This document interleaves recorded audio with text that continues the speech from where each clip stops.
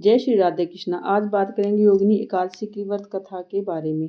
एक दिन महाभारत काल के समय युधिष्ठिर ने पूछा, भगवान श्री कृष्ण से कहा, हे त्रिलोकीनाथ, मैंने ज्येष्ठ मास के शुक्ल पक्ष की निर्जला एकादशी की कथा सुनी है। अब आप कृपया करके आषाढ़ मास के कृष्ण पक्ष की एकादशी की कथा सुनाइए और इसकी क्या महत्व है यह भी मुझे विस्तार पूर्वक बताइए। श्री कृष्ण ने कहा, हे पांडुपुत्र, आषाढ़ मास के कृष्ण पक्ष की एकादशी का नाम योगिनी एकादशी है। इसके व्रत करने से सभी पाप नष्ट हो जाते हैं। यह व्रत लोक में भोग और तथा परलोक में मुक्ति देने वाला है। हे धर्मराज युधिष्ठिर, यह एकादशी तीनों लोकों में प्रसिद्ध है। इसके व्रत से सभी पाप नष्ट हो जाते हैं। तुम्हें मैं पुराण में कही हुई कथा सुनाता हूँ, ध्यान पूर्वक श्रवण करो। कुबेर नाम का एक राजा अलकापुरी नामक नगरी में राज्य करता था। वह शिव भक्त था। उसका हेममाली नामक एक सेवक था जो पूजा के लिए फूल लाया करता था।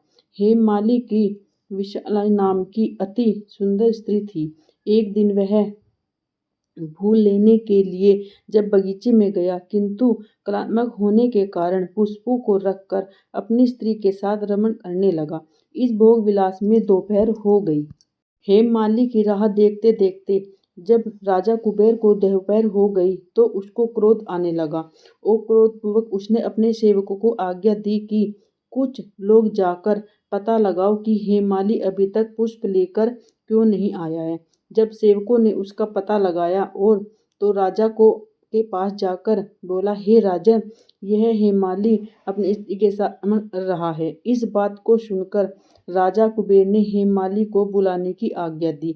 डर के कारण कांपता हुआ हेममाली राजा के सामने उपस्थित हुआ। उस दोपहर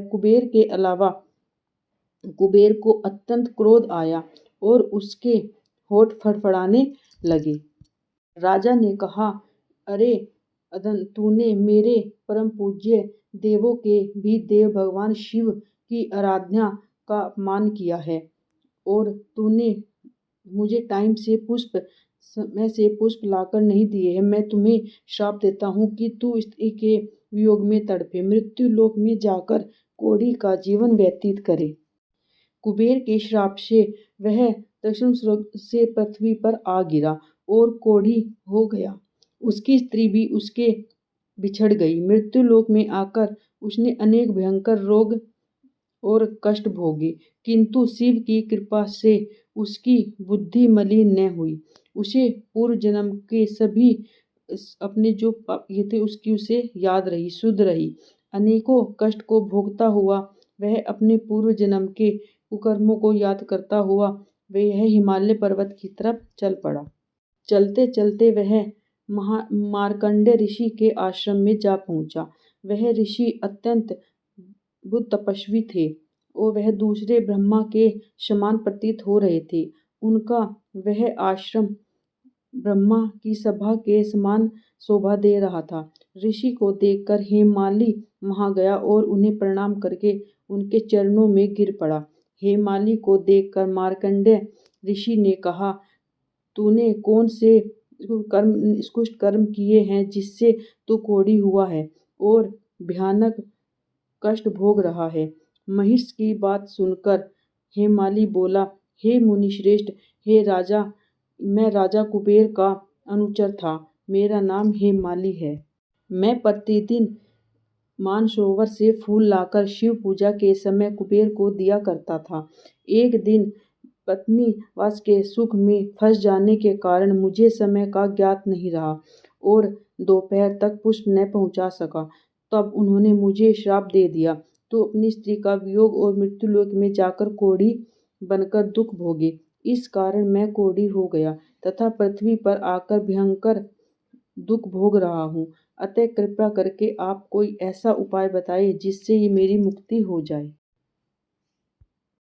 मार्कंडेय ऋषि ने कहा, हे हेममाली, तूने सम्मुख सत्य वचन कहे, इसलिए मैं तेरे उद्धार के लिए एक ऐसा व्रत बताता हूँ। यदि तू आषाढ़ मास के कृष्ण पक्ष की योगिनी नामक एकादशी का विधान पूर्वक व्रत करेगा तो तेरे सभी पाप नष्ट हो जाएंगे।